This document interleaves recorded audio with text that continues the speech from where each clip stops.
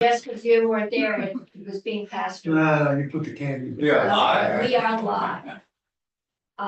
Welcome back, committee. I hope. You realize you have to report that as foreign contribution. That's right. Only any one of those chocolates is not worth $10. So you probably save just don't eat one more. I don't know what you did. And you can report it to this week's finance report, which I hate to do, but I have to rent my mailbox, my post office box, the first of the year, so I'll have to report that this week. Okay, this is our final March.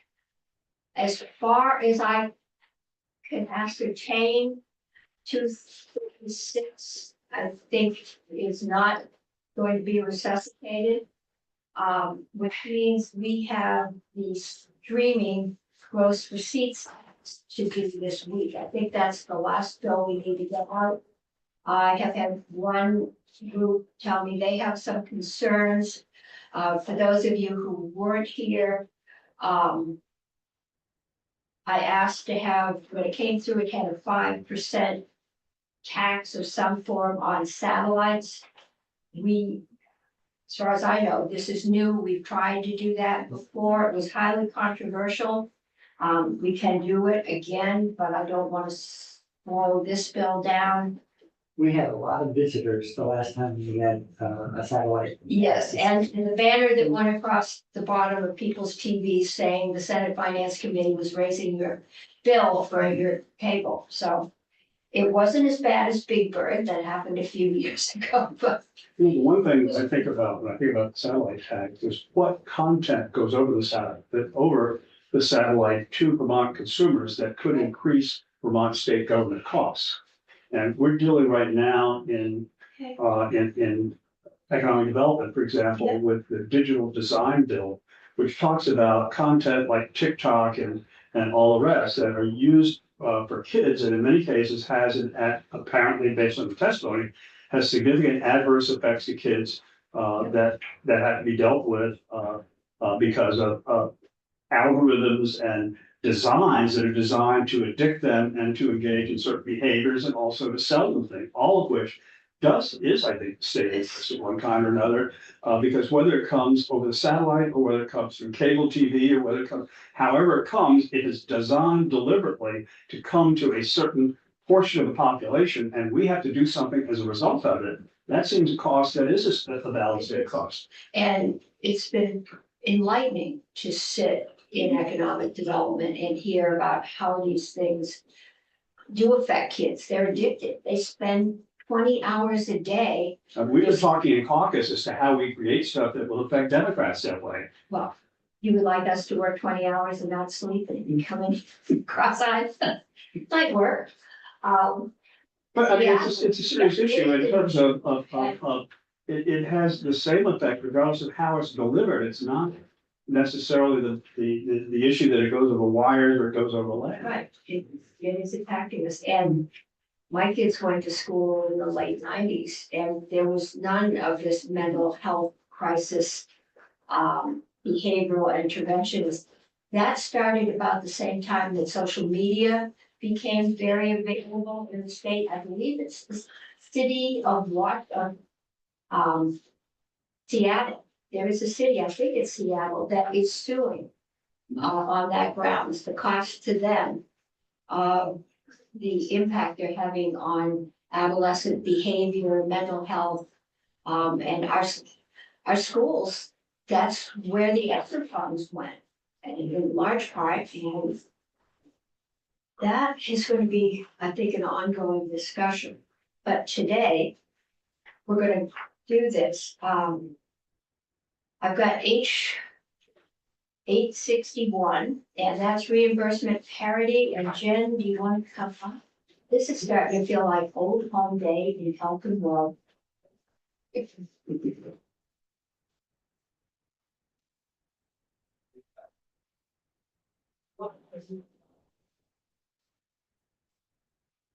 Good afternoon, Jen Harvey from the Office of Legislative Counsel. We are looking at H 861, just for from the house. This is an act relating to reimbursement parity for healthcare services delivered in person by telemedicine and by audio only telephone. So this bill would do a couple of things. It would first put into an existing statute that requires health insurance coverage of healthcare services delivered by audio only telephone, which is something that was enacted during the pandemic. And continuing on. And this would require parity, it would require a health insurance plan to provide the same reimbursement rate for services billed using equivalent procedure codes and modifiers. So for this, basically the same services, subject to the terms of the health insurance plan and provider contract, regardless of whether the service was provided through an in-person visit with a healthcare provider or by audio only telephone. And this mirrors an existing statute that we have requiring reimbursement parity for services provided in person and through telemedicine. And there was a study committee, right, on this? I'm, There's DFRs, so we'll look at some of that. There's a group, so DFR currently sets the rates for audio only. And that was set up in the legislation in 2021. And would apply plan years 2022, 2023, and 2024. okay, so it's got to be. And so that is going to end at the end of this year. I believe DFR had set the level at 75% of an in-person visit for the audio only. It's a floor, so at least 75% of the in-person visit for audio only. The insurers have done 75% for some things and 100% for mental health. Yeah, Insurers. yeah, I think, And so this would set the rate at 100% of in-person, starting in 2025 and going forward. and would this be the same? Would I get paid, the doctor get paid for, the same as an office visit if I called up and said, my kid's got a sprained ankle and said, put an ice bag on it? Would they get paid the same? Not as I understand it, because that wouldn't be similar, I mean, you would do that now or might do that now. So it depends if there is a procedure code to bill or an office visit code or equivalent code to bill. So I think some of the, how does this play out in practice questions are probably better for the providers and insurers. Okay. But the language of the bill would require the same reimbursement, really for services in person through telemedicine, which is the live interactive audio video, like a Zoom, or audio only telephone.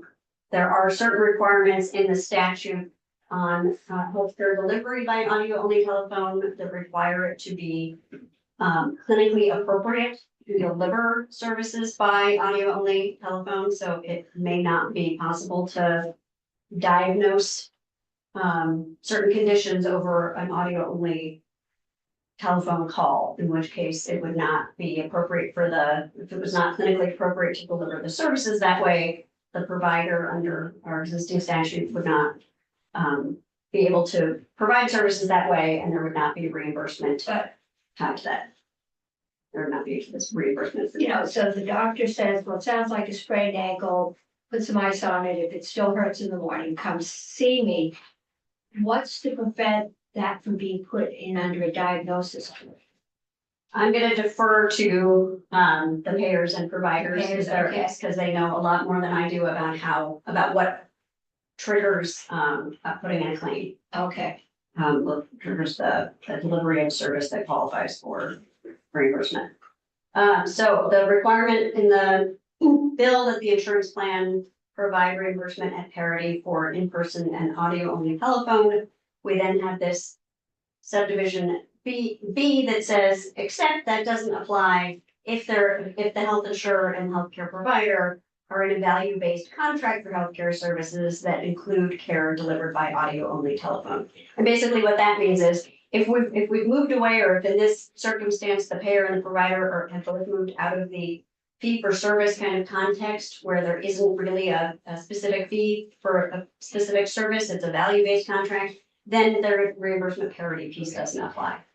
everybody in the health committee would understand that. I know.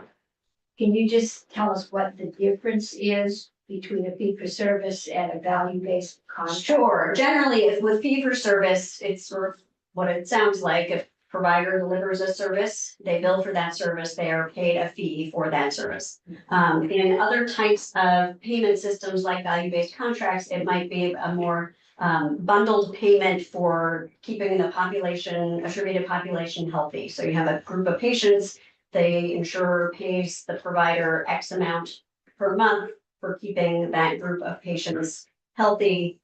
It's not done on the kind of transactional fee for service basis. It's a, Okay, and where we are attempting to go is. that is in certain areas where there are efforts to go in different ways. Mostly with hospitals, and I thought practices. I mean, a lot of this is happening through the account care organization. There's various ways that this is value-based contracts are playing out. And when the telemedicine reimbursement parity provision was enacted in 2021, the insurers had asked for a carve out saying, if we're looking to move to value-based care, then let's not lock us in the fee for service over here. Okay, So that's what it says. He said, and if there's this value. service went to DFR, because I remember it was very controversial or concerning about What is? the fee for service for audio only telephone. Oh, the reimbursement rates. Reimbursement rates, and that Yep. went to DFR, who has been setting them at basically 3/4 of the on. And so this bill would say, no, for phone only, you get reimbursed for this provision good for moms. Right, this is from, coming to you from House. Yeah. This Has this gone to health and welfare? because it's insurance, It's paying insurance, for okay. here at least first. So it's going in through the insurance, okay. I assume that's why it was referred here. I never question the wisdom of the Secretary of the Senate. So I'm gonna walk you through the language in the, in section 2 and 3, and then I thought we could look at the language that set up the DFR process that has it in place. So section 2 repeals, the prospective repeal, so it repeals the sunset of the telemedicine, the audio video reimbursement parity provision. So that was enacted in 2020, saying reimbursement has to be the same amount for in-person and for telemedicine. This was just as the pandemic was starting. That provision was set to sunset on January 1st, 2026. So that would repeal the sunset before it takes effect, which means that that reimbursement parity would continue on. And that is with telemedicine, As whereas. telemedicine, live audio video, Yeah. it's Zoom like, yes. And then that would take effect on January 1st, 2025, which is when the DFR setting the reimbursement rates for audio only expires, is over. Have that seamless. So take that down for a second and pull up the other language from 2020. Sort of orient you to how we got here. So there's a couple things happening. So this is something that's already happened, but I just wanted you to be aware of it. There was called for an audio only telephone report. I'm sorry, this one was about collecting data. So they came up with some consistent codes or modifiers that all the providers and insurers were supposed to be used, so we would be able to collect data on use of audio only telephone. And then everybody had to start using that by January 1st, 2022. And then this is the report in December, DFR, Vermont Program for Quality and Healthcare, PQHC, and Green Mountain Care Board were supposed to present information to the House and Senate, House Healthcare and Senate Health and Welfare about the use of audio only telephone services in Vermont during calendar year 2022. So there's a whole year. So is that report available? That report is available. Okay, so this committee should hear that. Yes, you may want to hear from DFR about that. And it directed DFR to consult with interested stakeholders, in order to include in the presentation information, I believe it's available, there was a report that I think we may have to find it through House Healthcare, but I can help with that. Okay. They wanted information in the presentation on utilization of audio-only telephone services, quality of care, patient satisfaction with getting healthcare services that way, the impacts of coverage of audio-only telephone services on healthcare costs and access to healthcare, and how best to incorporate audio-only telephone services into those value-based payments. Section 7 is really the how did we get to this bill now? And this is the part that directed DFR in consultation with Department of Vermont Health Access, Green Mountain Care Board, representatives of healthcare providers, insurers, and other interested stakeholders to set the amount, determine the amount that health insurance plans would have to reimburse healthcare providers for delivering healthcare services by audio-only telephone during plan years 2022, 23, and 24. And it directed DFR to look to find a reasonable balance between costs to patients and healthcare system and reimbursement amounts that don't discourage healthcare providers from delivering medically necessary, clinically appropriate healthcare services by audio-only telephone. It said the department could determine different rates for different types of services and could modify the rates that would apply in different plan years as appropriate, but set a date certain for the 2023 and 2024. So as I said, DFR set a minimum of 75% of the in-person rate. The insurers did that for many services, but did 100% for mental health services. And that leads us to 2025, which is where the bill picks up. Okay. And the bill picks up at full reimbursement Bill of picks up, 75. right. Yes, So we need to hear from DFR. And we need to hear about the studies. if you want to hear from DFR, you will likely want to hear from the carriers Oh, we will definitely need the calendars. and from the providers. And from the providers, okay. So we will find those committed. No. For anybody. Have anyone else or any more information? This is really been dealt with mostly in health and welfare until this point, I guess, because at this point, we're gonna set a rate that's gonna permanently, at least until we change our minds, impact the cost of health insurance, and I think we probably need to see if Nolan can give us Nolan can't. Well, I think what you're asking for is an actuarial analysis, and we can't do that. We can't do that. But the carriers, I think, have some thoughts. They probably, There their own actuaries, so can. Right, and I think part of the reason, I mean, I'm looking just at what the act was, the 2021 act that set the DFR process in motion, was part of the COVID bill, the extending healthcare regulatory flexibility during and after COVID, and audio coverage through audio-only telephone. So I think it was a sort of a package. Yeah. In this case, it's a standalone insurance bill, which I think is Is outbound behavior. this telemedicine was salvation during COVID, when people were afraid to go into the doctor's office. With an earache, which left untreated can get very serious. And so it did, and the telephone only got included in that. Yep, and there was a lot of that, as I understand, used by, often by older Vermonters or Vermonters who do not have reliable internet access. Or, right. Senator Block. In addition to insurers, I think we should hear from providers. Yes. Yes, I did say that, yes. I want to make clear that Yes. the section, Yes, no, healthcare, yes, and I would say healthcare providers and health insurers may have different perspectives on that. I'm sure they do, and if anybody has a provider they'd like us to hear from, let me know. I think the University of Vermont runs an awful lot of the provider services, at least in this area.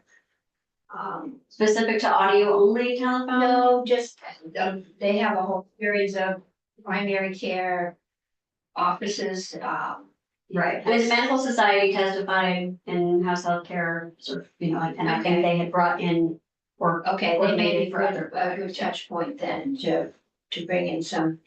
But if anybody in the committee knows anyone they'd like to talk to, that would be helpful.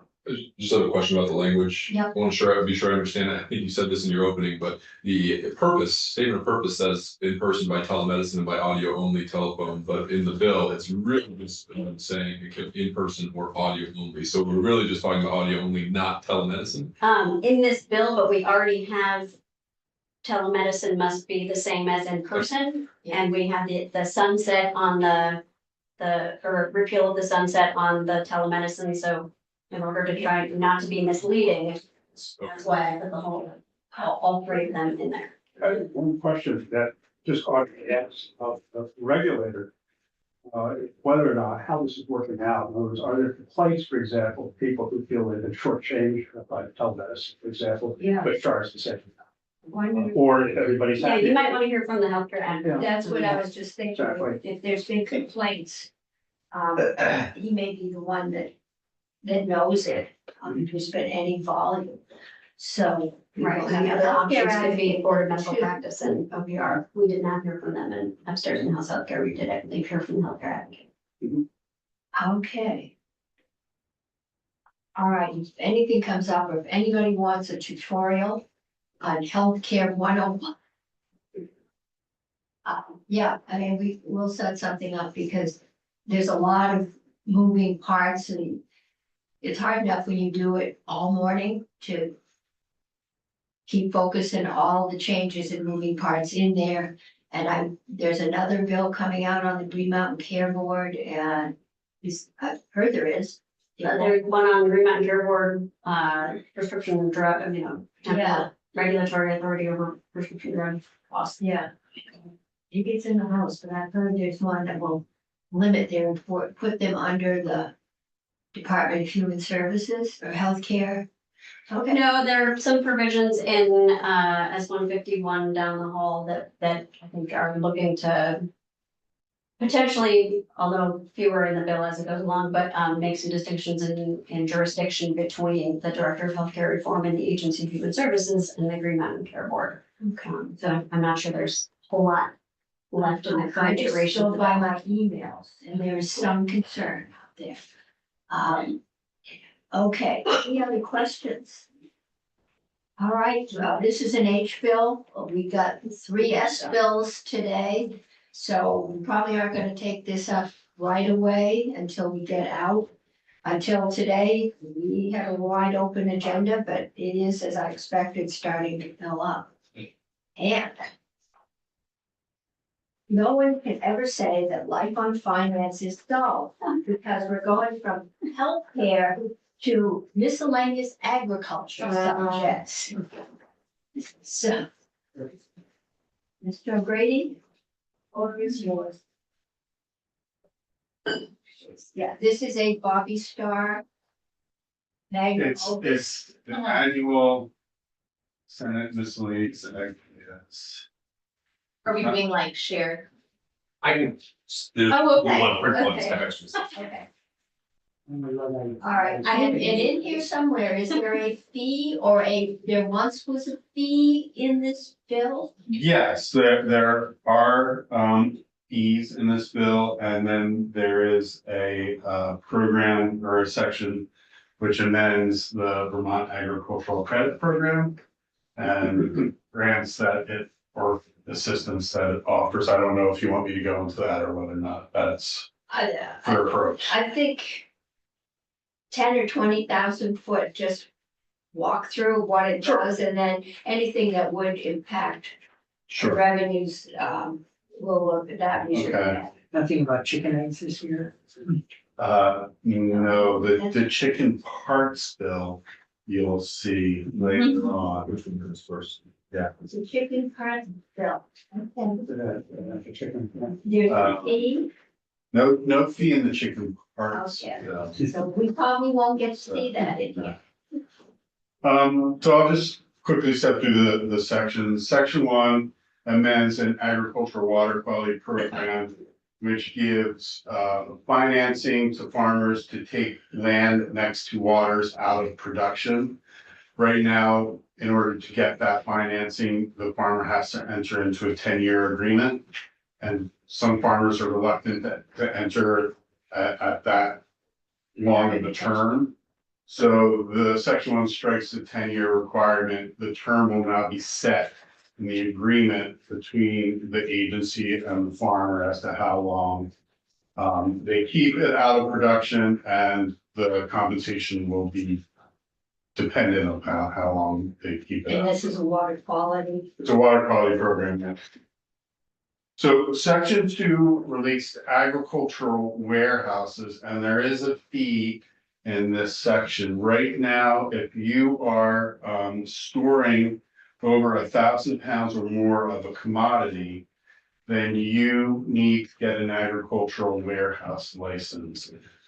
But the people that are producing these commodities also have to get other licenses, like if you're a dairy producer, you have to get a milk handler license. If you're a slaughterhouse, you have to get a slaughter license.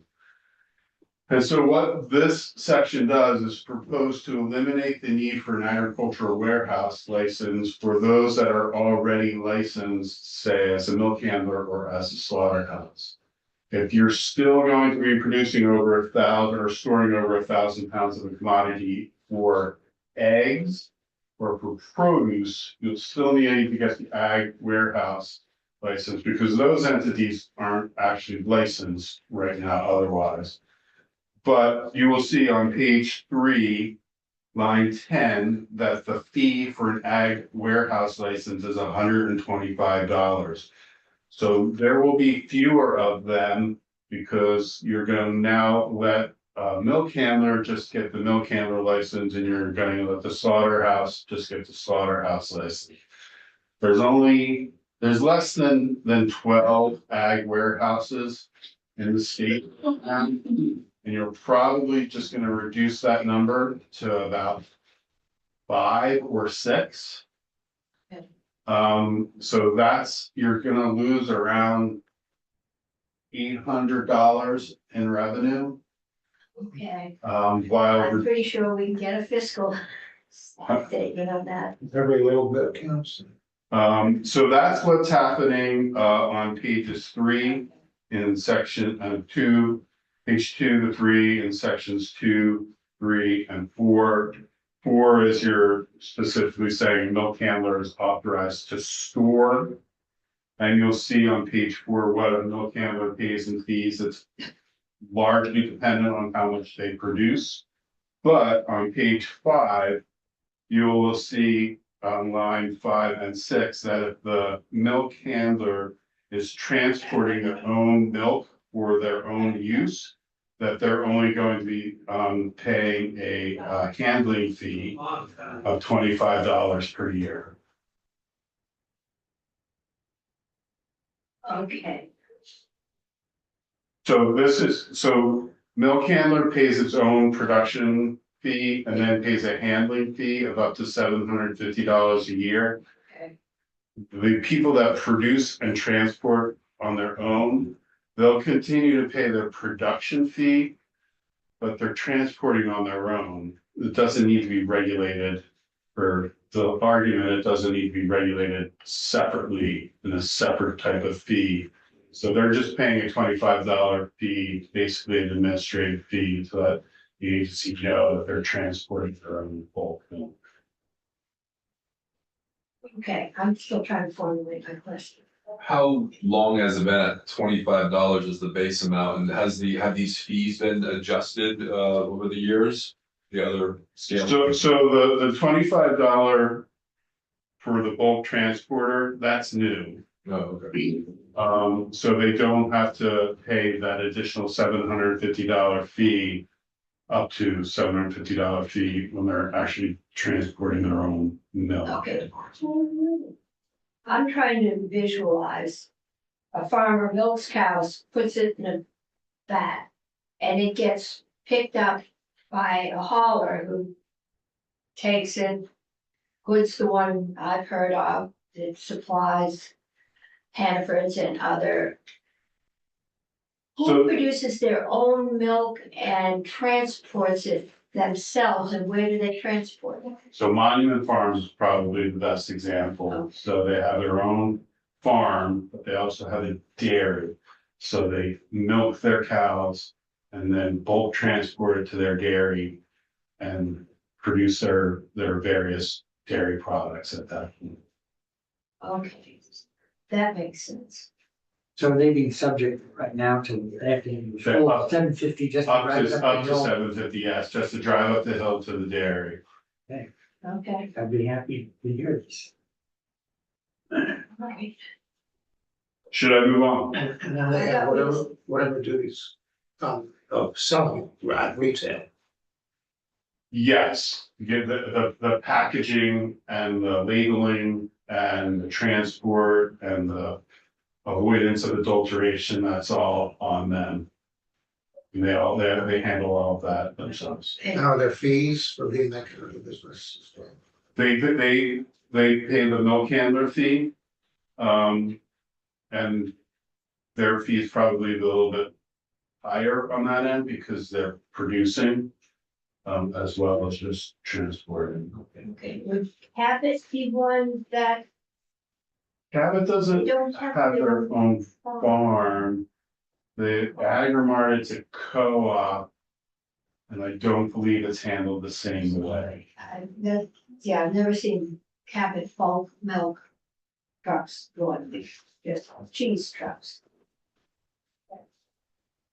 So again, that fee's probably gonna have very little revenue impact because there aren't that many that are gonna qualify for that exception. There's a fee that's referenced on page 6, but this is just the licensing fee for those who are slaughterhouses that are handling that are storing their meat. You'll see on page 6, line 10 and 12, that there was this exception from that basically said that the annual license fee shall be $150 unless they had to get their public warehouse fee as well, a public warehouse license as well. You're just striking that exception. And the slaughterhouses that store over 1,000 pounds of their commodity, they'll just be paying that annual license fee of $150. And what's a camelid? Like a llama. Okay, I was like, we don't have camels, so No. got it. I knew that. There is. Oh, alpaca. Yep, there's one camel left. There is The other camel died. in Ferrisburg, London. Yeah. But Where's the other camel? there's one of it's down in like Rutland, Madison area, further down in Madison. Migrating. It's with the buffalo. Oh, it's not with llamas or sheep. No, No. it's the camel and the buffalo, the real buffalo, not the water buffalo. The water buffalo left a few years ago. Was it one water buffalo? No, there's a herd of water. Oh, they're intense. And there you go. They used to graze off of Shelburne Road, right behind Okay. the storage units there by Chef Lou's. Really? Yeah, Well, there used to be bison out there too, In Charlotte. in Charlotte, yeah. Okay. Only We had to very- get rid of buffalo cheese. So I learned something. so moving on into section 7 where the camelids are referenced. This is a couple of sections that are conforming how livestock dealers are regulated. And the best way to look at the issue here is to look at the definition on page 7, line 5, of what is a livestock dealer. It's a person who on their own account or for commission goes from place to place buying, selling, or transporting livestock, either directly or through online or other remote transactions. But there are different types of livestock dealer, and currently on page 8, you'll see that one of those is called a transporter. And it's defined currently as a livestock dealer who limits his or her activity to transporting. And that was creating confusion. If they're already a livestock dealer, do they need a transporter license as well? And so the proposed change is that as a transporter is a person who transports livestock for remuneration and who does not buy or sell livestock. And then you will see on page 8, section 8, that before issuance of each applicable license, so if you're a transporter and you're not buying and selling, you need to get a transporter license. If you're a livestock dealer who's buying and selling, you have to get a livestock dealer. If somehow your business is all doing all 3 of those. Yeah. In separate ways, then you're gonna have to get all 3 of those licenses. And so that is what the section 8 language does. It might lead to some increased revenue, fee revenue, but likely not that much. Okay. Can I ask, so this livestock here includes equines, right? Or I'm sorry, horses, includes horses? it does include horses. Yeah. And so lots of people need other people's horses for them. Is there a sort of a casual opt-out in this? No, you're supposed to be getting a transporter license. If you're moving horses for Oh, for remuneration. remuneration, okay. Remuneration, A lot of okay, so them- Okay, thank you. I've got 2 stalls in my trailer, I can put my neighbor's horse in there Right, and drive it to the horse show. right. And that's, I don't need a license, but if I'm charging people to drive the horses, to horse shows, then I need a transporter's license. Yeah. Okay. Section 9 is really just some conforming changes to the language for contagious diseases and animal movement.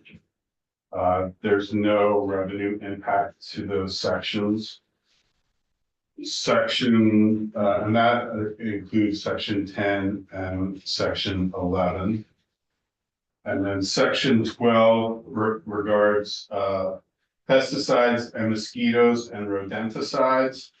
The first section 12 is really just changing some of the ways that the mosquito assistance grants are issued and for what they are issued. You'll see on page 12.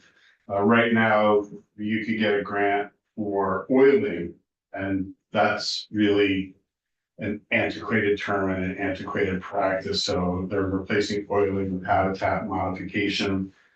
And then on page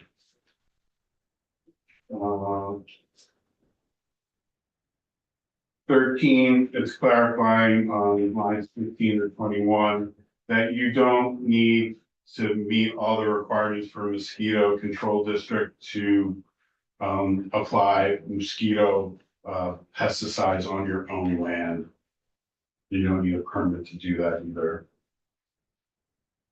And then Is there any kind of pesticide? no, it's those that are properly registered, page 13, line 16 and 17. And depending on its registration, there will be limits on how it's used. If it's a class C pesticide, that means anyone can use it. If it's a class B pesticide, it means that you may need a certificate of application.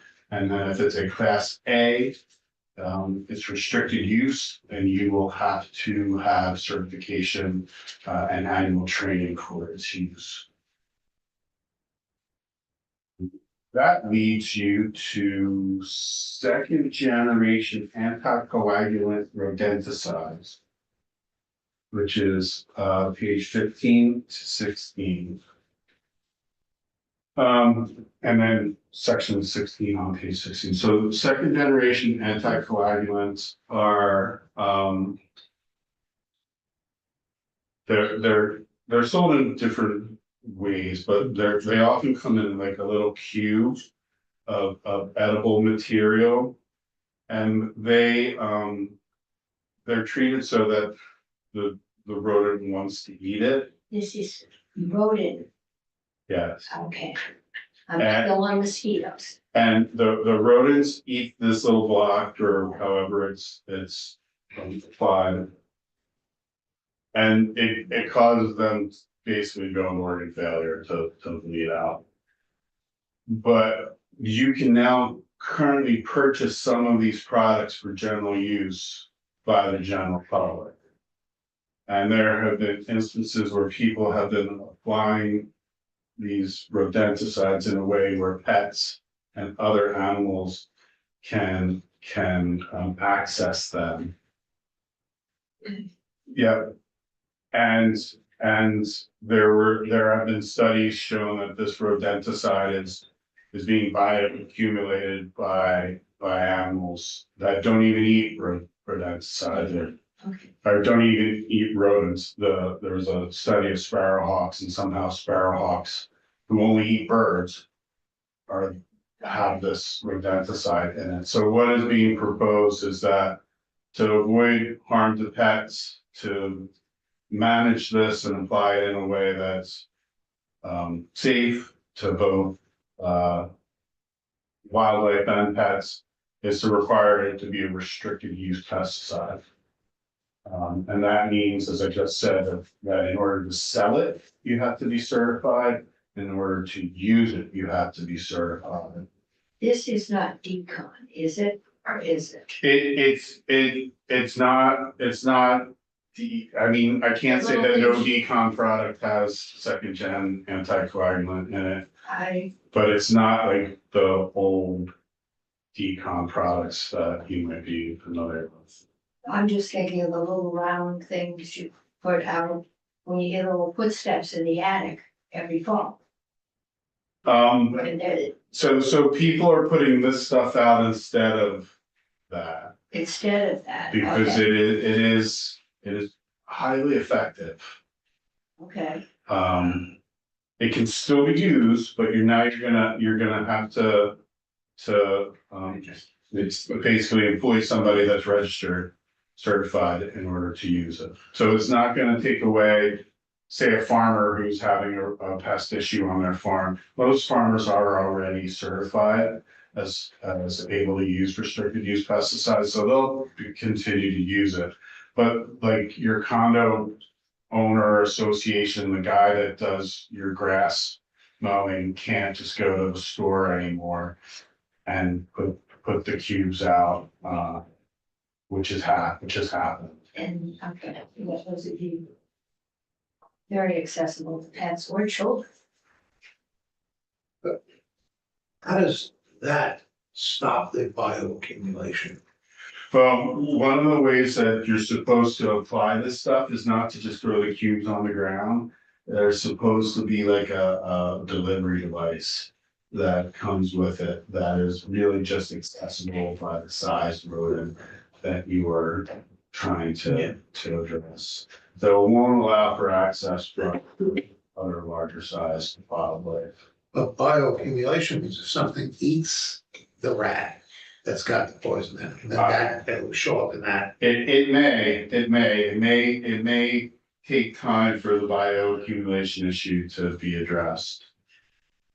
Because we know if it's a sparrowhawk who doesn't eat rodents, only sparrows, that somehow the sparrow Yes. is Yeah, being right. exposed. But I could see if you threw cubes out on the ground, a bird might peck at it, just, and if it tastes good, and I assume these things are flavored to attract animals. I do believe that they have things that attract animals. Yeah. I don't know if that's. Well, I know why else that Might mouse just would be run into that little hole. Our exterminator, yeah, dirty little secret, we hire an exterminator. Because we live in the woods. He was saying that one of the benefits of, I presume it's this same poison. He described it as operating that way, is that it makes the rodent thirsty. And that they tend to leave the house, that's why they don't stink up the house. That's what decon does. And yeah, but that means that the critter is out there to be eaten. Oh, yeah. I get the first generation mixed up. One of them deprives you of K, like of potassium, to the point where you just bleed out. It just bleeds out the animal. And then the other one, basically, it just stops production or slows down the movement of the blood in the animal. I can't remember which is which. So the first generation is not used that much anymore. So I don't know which one makes it thirsty or not, but that's basically how they work. We will know when we start getting emails next year saying, I can't buy decon and the mice are coming in my attic. But some of these things have been around a long time. Yeah, some of these things are still, I mean, most of these things are still gonna be available Yeah. for use. It's, you. Senator didn't show the pictures, if you can buy these things in 5-gallon tubs or, Uh-huh. you know, it's not the what you go and buy at the hardware store. The anticoagulant chemically is similar, isn't it, to a heart medication that human beings take? I It's a blood thinner. I don't know. Yeah. Again, I get these mixed up. I always thought the second generation was the one that made them bleed out. But I was told that that's not the case. And I would say, this is not within the jurisdiction of this community. No, I just thought that was interesting. Yeah. Yeah. Yeah, I would recommend maybe a cost saving generic. fertilizer. so, My stepfather used to every day, he said, oh, gotta take my rat poison. Oh, So this probably will not affect revenue because pesticides already have to annually register with the state. And they all pay $200 per product. So they're still gonna be registering and paying the $200. Where you might see a little revenue bump is that more people may get commercially certified to use this. And they pay $120 to get commercially certified. I don't think you're gonna see a significant. and that's not annual, right? That is a certification. You're certified. It depends on which certification you get, but yes, it's basically, it can last for a couple of years. Okay, And then section 17 is the creation of the Vermont Ag Credit Program. It already exists, but what EDIT would like to do is to amend the eligibility under the program and to amend the criteria for awards from the program. Right now, in its purpose section, the Vermont Ag Credit Program is supposed to be available to farmers and foresters when they can't otherwise get credit from other credit providers, from other funding providers. And you'll see that language on page 17, 7 and 8. You can't get their credit needs fully met by conventional agricultural credit sources. So it's just like a lender of last resort. Kind of, yes, but what they want to do is they no longer have that restriction. They want to be able to lend where the loan shall serve as a substantial inducement for the establishment or expansion of an eligible project within the state. So they want to be able to provide financing, not just when there's no other alternative, but when they're going to be able to expand projects or activities in the state. and we will have Vita in on that one. Because, yeah, they have usually been the financer in general. They take on higher risk loans, which Right. sometimes in other credit institutions to provide loans. So. Yeah. That's what they do. And then there's some changes to what would be eligible. Right now, an agricultural facility can get a loan or assistance. That's on page 18. If they are transporting agricultural or forest products that have been primarily produced in the state. And what Vita would like to say, if they are at least partially produced in the state, unless some of these or these businesses will be moving product from other states or across state lines, and so the primarily produced in the state, which means more than 50%, can create some limitations on who they can fund. Okay, this gets us back to the Rygate. What percentage of your scrap wood is coming from Vermont and what's coming from primarily New Hampshire? To be able to prove it's 51%, not 49% is challenging. The next change is in the farm ownership loan definition. And right now you can get assistance to build structures, to enlarge your farm, build buildings, but you can't get it for farm worker housing or farmer housing. So this would allow assistance to farmers to build farm worker housing or farmer housing. Okay.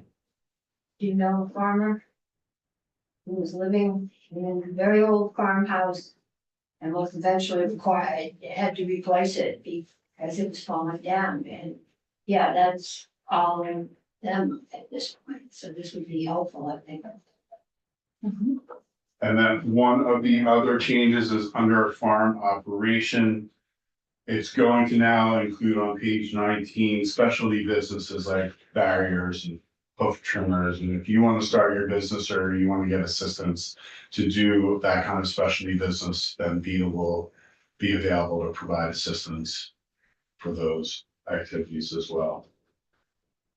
Now, a big change or a relatively big change on page 19 going on to page 20, the requirement for you to be a resident is being struck. And so you'll see the definition of resident is struck on page 19. And then on page 20, in what is eligible, who is eligible for a loan, you'll see on page 20, lines 9 and 10, that a resident is being struck as a requirement for eligibility. Okay. But you'll see in replace of that is that the activity has to be intended to expand the agricultural economy or forest economy of the state. So the applicant doesn't need to be a resident, but the activity that's going to be funded has to be designed to expand the ag or forest economy. So, going back to Rygate, the owners are not residents in Vermont, but they are talking about putting in a wood chip facility, which arguably could help the Forest agricultural economy. products of the state. Yeah. And so somebody like that would be eligible for a loan, even though the owner, but the money would be spent here. For the Yes. benefit of And that is the last major change in the bill. You just have some renumbering on pages 20, 21, the 22, and then the effective date is July of 2020. So we will have VEDA in, I think that's other than tinkering with some laws. I hope somewhere there is a list. The fees that are being changed or. So, Well, so it doesn't change VEDA's funding. no, I mean, no, the VEDA will have them in on why they want to change. Right, okay. The loan thing, but the fees that are in here. Yeah. I'm trying to figure out how this is gonna get presented on the floor. Probably in shorter time than the chair of agriculture might do it. I just tried, this is going, we'll figure it out. Okay, Okay, but that's basically the fees. We'll get a fiscal note that it's probably de minimis. And then we'll have VEDA come in and tell us why they want to change the loan program. I'm not gonna touch rat poison since it's not in the domain of the committee. And this one we have until a week from Friday to get out. And it may be one of the easier ones. Rygate time extension, is this a vehicle to add it to? You were just asking about Rygate, I don't know if it was germane or not. The word forest practice is invoked. I don't know, we could ask. I mean, the thing with germaneness is somebody has to call it on the floor. We might not. But if first the committee has to decide they want to do that. Sure. And then, if we do it, this just might be a vehicle to tag it on to. Right, thank you. Okay, thank you. you're welcome. Committee, we do not have a witness scheduled until 3, so I'll give you a break. Age 659. I've been just filling this week with bills we have because I know we got 3 this morning, I think. One of them is an H bill, so we are no rush with it. GovOps is asked to take it first. I didn't see a problem with that. It's basically a bill coming out of Ways and Means that is modernizing tax sales and town. Apparently, there is no united criteria for when, why, and how tax sales happen. There's some other, town, it's basically town-based, so they wanted to see it first. I said, fine. But we're gonna be moving, I will try and get. What is the number of the bill on, the streaming tax bill? We've been talking about it in the context of S-181, if I'm not mistaken. Yeah, that's, why is that? Oh, I'm looking at the wrong side. Okay. So I think that's the only one we're gonna get out of here. Look at the board, but that's the one that's still on my radar unless somebody wants to take up 236. I don't think we're gonna, I have been asked to raise some revenue. At $25 million. I'm not seeing that on the board, so I'm not sure what's gonna happen. But we will be taking some testimony to the general fund. We will be taking some testimony on the cloud tax. We may end up with a whole bunch of small things in there. And so we will, and there's gonna be a fair amount of work on ed financing when they get a bill over to us. Senator Bernie. So I think we'll get referred here to Fish and Wildlife Bill. Because it has, currently, when the moratorium was lifted in January, they started issuing coyote hounding licenses. 36 have been issued. They cost, $50 a piece, so that's $1,800 of revenue. You have to also have a hunting license. I think most everyone already does, but Yeah. assuming no one had a hunting license and they bought gold, then that is another $1,400, so there's $3,200 of impact potentially from that To the revenue. revenues. Okay, you're gonna get that to us? And we voted it out. Okay, so I'll go upstairs and probably get referred tomorrow or the next day. Okay, I thought. Oh, the flooding bill. I was asked if I wanted. I'm not sure why we would get it at all. It's mostly appropriations. As far as I can tell, there's no fees in it. There's a lot of appropriations, so unless somebody wants to take that, I'm not really wanna, Trying to think why it would. I don't know. Big up seller. Is the GovOps bill. Oh, the last one. Yeah, it would have originally come to us, and maybe that's why Pro Tem, the Secretary of the Senate will send it to us. And that's why I don't need it, is because originally it had a fee on property and casualty insurance to raise money. I guess property and casualty people convinced them that it would make property and casualty insurance much more expensive, which priced some people out of the market, and they're not gonna gain anything because they don't cover floods. So there's no payback for them in prevention. We could do that. I'm not so inclined at this late date to do that or to take the bill, but read the bill over. And if you want to take it, let me know.